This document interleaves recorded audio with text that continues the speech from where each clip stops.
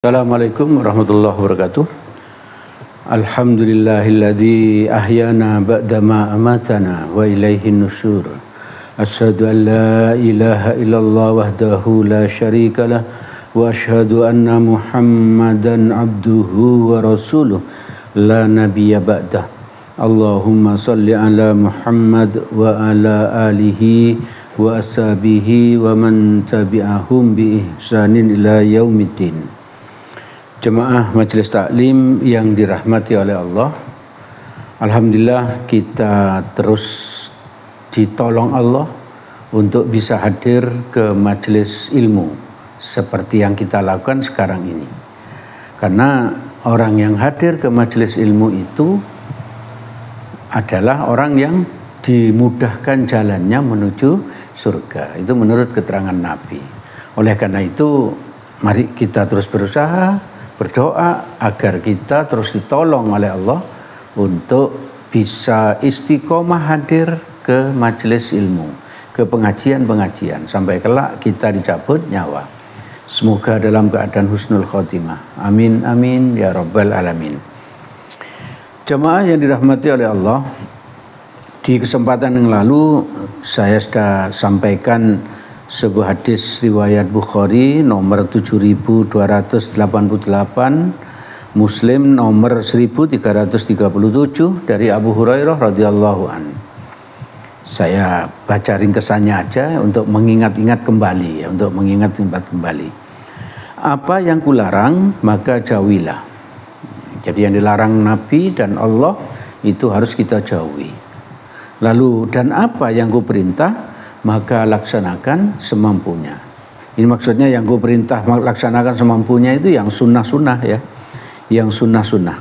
Sebab kalau yang wajib ya itu harus kita lakukan ya kalau yang wajib. Tapi kalau yang sunnah itu kita kerjakan semampunya. Maka pada kesempatan ini senada dengan hadis yang itu, saya sampaikan hadis riwayat Bukhari nomor 2506 dari Abu Hurairah radhiyallahu an. Nabi Muhammad sallallahu alaihi wasallam bersabda, Allah berfirman. Nah, kalau dikatakan seperti ini, Nabi Muhammad bersabda, Allah berfirman, itu berarti hadis qudsi. Yaitu kata-katanya Allah, tapi tidak ada di Al-Qur'an. Dicatat di kitab hadis ya. Jadi Allah berfirman, wa ma taqarraba ilayya abdi bi syai'in ahabba ilayya mimma taradtu alaihi. Artinya hambaku senantiasa mendekatkan diri padaku dengan amalan wajib yang kucintai. Jadi kita itu melakukan amalan-amalan wajib itu di mana amalan itu dicintai oleh Allah. Kalau yang wajib itu harus kita lakukan ya. Contohnya yang wajib itu apa misalnya? Sholat 5 waktu. Nah itu wajib berarti.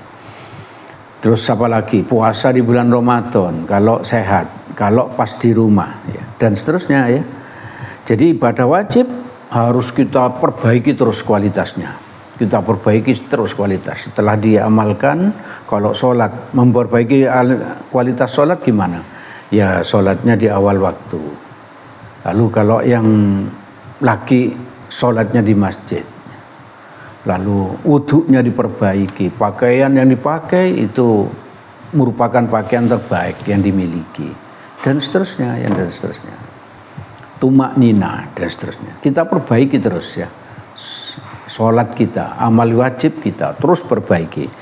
Lalu lanjutan hadisnya, wa ma yazalu abdi yataqarrabu ilayya bin nawafil hatta uhibbahu. Hambaku, lanjutan hadis qudsi tadi ya, senantiasa mendekatkan diri padaku dengan amalan-amalan sunnah. Jadi setelah wajibnya beres, kita perbaiki kualitasnya, kita perbaiki keikhlasannya, maka kita tambahi amalan-amalan sunnah itu semampu kita yang bisa kita kerjakan dengan istiqomah ya, dengan istiqomah. Maka Allah menyatakan hambaku senantiasa mendekatkan diri padaku dengan amalan-amalan sunnah sehingga aku mencintainya.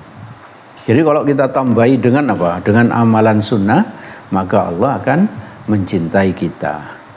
Maka yang sunnah itu kita usahakan, misalnya sunnah itu apa? Puasa Senin Kemis, atau misalnya tahajud, sholat duha, dan lain-lain ya.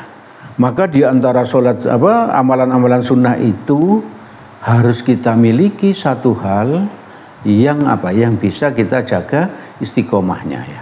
Yang kita jaga istiqomahnya. Maka kalau kita sudah melakukan itu, jika Allah telah mencintai seseorang, kalau kita melakukan yang wajib dengan baik, lalu yang sunnah ditambah yang sunnah semampu kita, maka Allah akan mencintai kita. Dan bagaimana kalau Allah mencintai kita? Ini lanjutan hadisnya. Jika Allah telah mencintai seseorang, maka Allah akan memberi petunjuk pada pendengaran yang ia gunakan. Allah akan memberi petunjuk pada penglihatan yang ia gunakan untuk melihat. Dan Allah akan memberi petunjuk kepada tangan kalau ia gunakan untuk bekerja. Dan Allah akan beri petunjuk pada kaki kita jika digunakan untuk berjalan. Jadi kalau kita itu sudah dicintai Allah, maka langkah kita itu pasti lurus, ya pasti lurus. Mata kita, penglihatan kita, lalu pendengaran kita, lalu tangan kita, kaki kita, semuanya mendapatkan rahmat dari Allah, sehingga langkah-langkahnya, kalimat-kalimatnya yang didengar itu semuanya yang baik-baik. Karena semuanya mendapatkan rahmat dari Allah. Jadi itulah enaknya kalau dicintai Allah, semuanya dijaga ya, semuanya dijaga. Bahkan ada yang mengatakan seolah-olah ya. Kalau orang itu sudah dicintai Allah, kalau dia melihat menggunakan matanya Allah gitu. Kalau dia mendengar, dia menggunakan telinganya Allah, seolah-olah seperti itu. Sehingga tidak mungkin penglihatan, pendengaran, pekerjaan, lalu langkah kaki itu menjadi salah, tidak mungkin ya. Lalu lanjutan hadisnya, hadis Bukhari tadi, hadis qudsi, jika Allah sudah mencintai seseorang, maka jika orang yang dicintai itu memohon sesuatu, maka pasti dikabulkan, pasti diberi oleh Allah. Lanjutan hadisnya, jika orang yang dicintai itu memohon perlindungan, maka pasti Allah akan melindunginya. Maka itu mari kita berusaha melakukan sesuatu yang wajib ya kita kerjakan, kita terus perbaiki kualitasnya, keikhlasannya. Lalu kita tambahi dengan dengan amalan sunnah yang mampu kita kerjakan secara istiqomah. Maka Allah akan mencintai kita.